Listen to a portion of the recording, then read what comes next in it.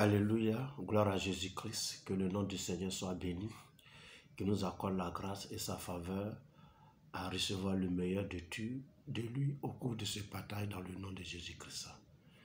Que le Seigneur te bénisse, toi qui te connectes à moi, toi qui es abonné, toi qui me suis, toi qui es encore hésitant de t'abonner, que Dieu te bénisse au nom puissant de Jésus de Nazareth. Nous voulons poursuivre notre série d'enseignements et de vidéos sur le chrétien et la fête de Noël. Nous parlions dans la dernière vidéo de ce que le chrétien ne doit pas faire. Papa Noël, sapin et autres, tout ça là. Le chrétien ne doit pas être dedans, il ne doit pas être en communion avec ces symboles-là. Alors, qu'est-ce que le chrétien doit faire? Alléluia. Ah oui, parce que quand même, il y a quelque chose qu'il faut faire. On ne peut pas rester apathique devant un fait social qui est là, où les gens parlent de la naissance de Jésus, notre Seigneur et Sauveur, que nous prions, que nous prêchons, que nous annonçons, que nous témoignons partout. Alléluia. Qu'est-ce qu'on doit faire?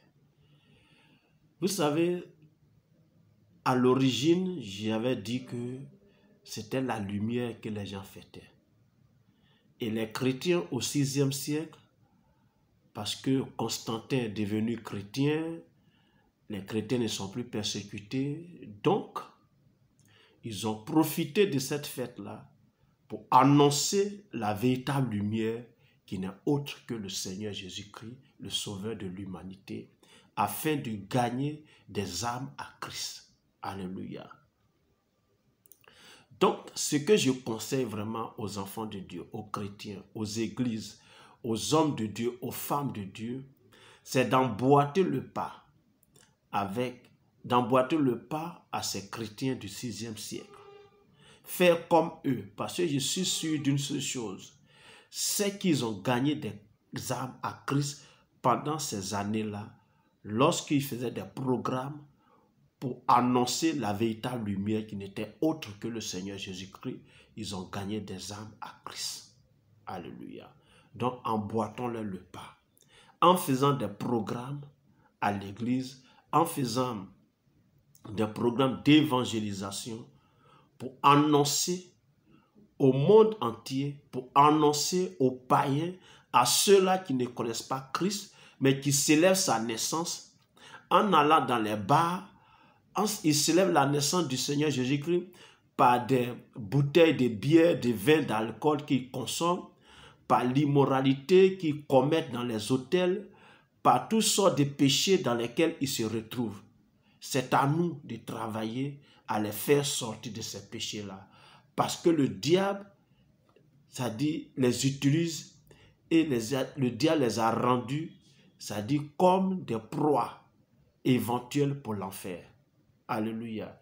Il nous appartient, nous, en tant qu'Église, en tant que serviteurs de Dieu, en tant que servants de Dieu, en tant que chrétiens, d'organiser dans nos assemblées des programmes d'évangélisation, des programmes au cours desquels nous devons inviter ces personnes-là dans nos églises, ou des programmes d'évangélisation en plein air, des croisades pour proclamer, pour témoigner le véritable Christ. Et leur dire que Christ n'est plus dans la crèche, il n'est plus cet enfant-là. Mais effectivement, il a grandi, il est devenu adulte, il a fait son ministère et il est mort à la croix pour le salut de l'humanité. Et ça, nous devons annoncer cet évangile-là à l'humanité entière.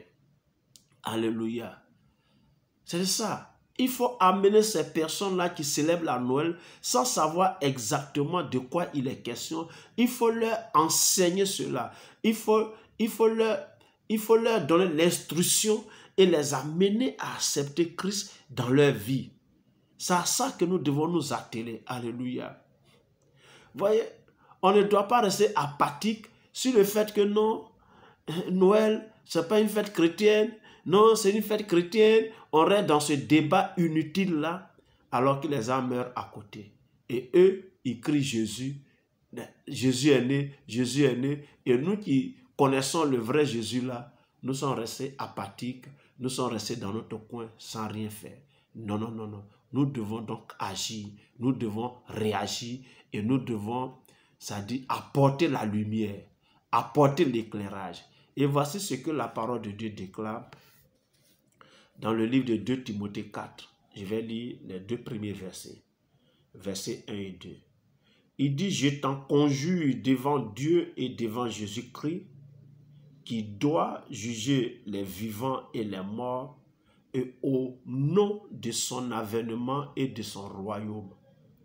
Prêche la parole, insiste en toute occasion, favorable ou non, reprend, censure, exhorte avec toute douceur et en instruisant. Alléluia. Alléluia. Prêche la parole, insiste en toute occasion, favorable ou non. Est-ce que l'occasion est favorable? Ça dépend. Est-ce que l'occasion est défavorable? Ça dépend de ce que nous pouvons penser. Mais je pense, moi, que c'est une occasion favorable. Parce que les gens parlent de la naissance de Jésus. C'est vrai, je ne suis pas d'accord avec la date du 25 décembre comme étant la naissance de Jésus. Je ne suis pas d'accord avec la célébration de la fête de Noël parce qu'elle est d'origine païenne. Mais les gens disent que Jésus est né. Or, je sais une seule chose, que Jésus est né un jour. C'est parce qu'il est né un jour qu'il a payé le prix du salut de l'humanité. Et comme les gens sont en train de parler de Jésus, il m'appartient, moi, comme le dit ici, là, reprend, censure, exhorte avec douceur et en instruisant. Donc, je dois reprendre les gens pour dire non, si c'est de Jésus qu'il s'agit, ce n'est pas comme ça qu'il veut qu'on le célèbre. Alléluia. Qu'est-ce que je dois faire encore? Je dois censurer, comme je l'ai fait dans la vidéo précédente. Papa Noël, j'ai censuré ça. Les sapins, j'ai censuré ça, etc., etc. Voilà. Et qu'est-ce qu'il faut faire? Il faut exhorter. Donc, annoncer Christ. Exhorter les gens pour leur montrer que célébrer la naissance de Jésus là, c'est à l'église. C'est croire en lui. Lui donner toute sa vie. N'est-ce pas? Et non pas dans les maquis, et non pas dans les bars, et non pas dans les hôtels qu'on célèbre la naissance du Sauveur de l'humanité. Alléluia. Ça, on doit les exhorter et on doit le faire avec toute la douceur et on doit les instruire, leur montrer la véritable lumière, leur montrer le vrai chemin qu'ils doivent suivre. Alléluia. Parce que effectivement, Jésus est né un jour. Et parce que Jésus est né un jour, et que nous, en tant qu'on ne connaît même pas le jour, et le monde a trouvé une date. C'est vrai, elle ne coïncide pas bibliquement que c'est la naissance de Jésus, mais au moins on parle de naissance de Jésus, et parce qu'on sait qu'il est né un jour, faisons les programmes. Et arrachons ces âmes-là au diable. Attirons-les à Jésus-Christ, afin qu'ils soient sauvés, parce que Christ a payé le prix pour eux également. Le sang de Jésus-Christ a coulé également pour ceux-là. Et nous appartient, nous qui avons la connaissance, nous qui sommes la lumière, de les éclairer, de leur apporter cette connaissance-là pendant cette période de Noël. Mais ne restons pas apathiques, ne restons pas dans notre coin, ne nous isolons pas. C'est-à-dire, ça ne nous intéresse pas, parce que ça n'a rien à voir avec Jésus. Mais ils sont en train de parler de Jésus. Ce n'est pas parce que l'apprenti Baka, le balanceur, hein, dit Jésus est puissant, que moi, le chrétien, je ne dis plus que Jésus est puissant. Alléluia. Ah oui, c'est ça.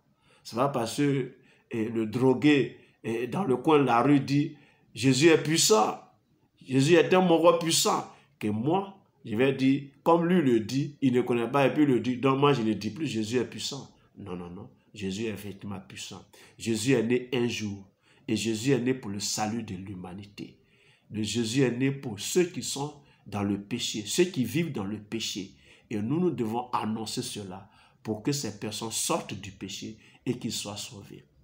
Pendant cette période de l'année, organisons des programmes d'évangélisation, organisons des programmes dans nos assemblées et attirons ces personnes autour de nous, ces voisins, ces connaissances, ces amis, ces collègues-là. Attirons-les dans l'église. Qui sait, une parole pourra les toucher et les sauver et les amener sur la véritable lumière. Alléluia. J'espère que tu m'as entendu. J'espère que tu m'as écouté. J'espère que tu m'as compris. Merci de m'avoir suivi. Que Dieu te bénisse. Voici ce qu'on devrait savoir sur la fête de Noël. Voici l'attitude que le chrétien doit avoir face à la fête de Noël. J'espère que ces vidéos, ces enseignements t'ont fait du bien. Partage, commente, abonne-toi si tu ne l'as pas encore fait. Ici, nous partageons la bonne parole du Seigneur pour que l'évangile soit prêché dans le monde entier. C'est à ça que nous nous attelons. Que Dieu te bénisse, qu'il te bénisse richement, qu'il te donne de terminer l'année en beauté et qu'il te donne les moyens pour faire face à toutes les charges liées aux fêtes de fin d'année. Que Dieu te protège de toute maladie, que Dieu te protège de tout accident, non seulement toi, mais ta maison, ton épouse, ton époux, tes enfants, tes parents, tes beaux-parents. Que le sang de Jésus vous couvre, que le feu divin vous environne. Mais sachez une seule chose, Jésus est le sauveur de l'humanité. Prêchons Jésus à ceux qui parlent de sa naissance mais qui ne le connaissent pas encore. Et Dieu nous bénira en retour. Soyez richement bénis. Nous sommes à la prochaine pour d'autres vidéos. D'ici là, portez-vous bien. Dans le nom de Jésus-Christ que j'ai prié. Amen.